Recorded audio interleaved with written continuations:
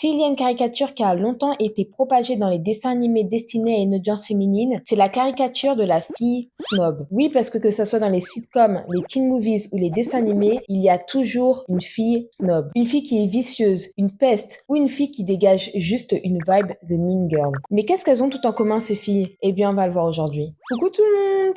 C'est Lily. I'm cuter than you, cuter than who, cuter than you.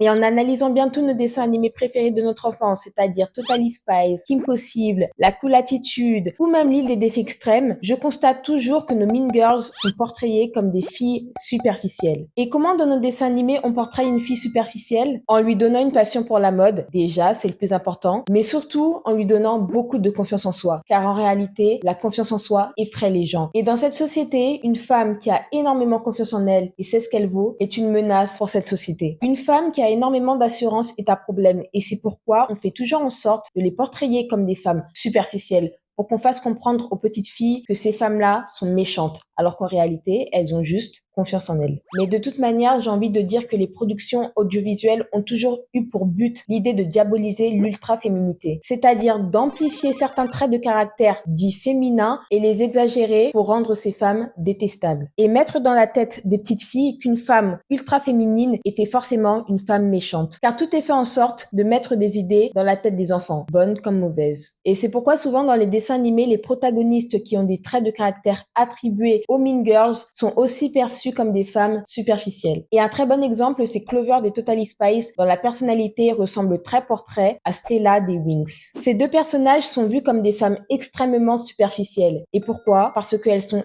ultra féminines et qu'elles ont confiance en elles. À l'inverse, les personnages principaux féminins sont souvent portrayés comme des filles plus basiques et qui ont moins confiance en elles pour que les petites filles puissent s'y identifier. Pour moi, je pense qu'il y a un peu de misogynie liée à tout ça, mais je suis contente car de nos jours, il y a cette dédiabolisation des personnages féminins et l'ultra-féminité dans les dessins animés est moins diabolisée qu'avant. Et tant mieux car en réalité, la féminité, c'est le pouvoir.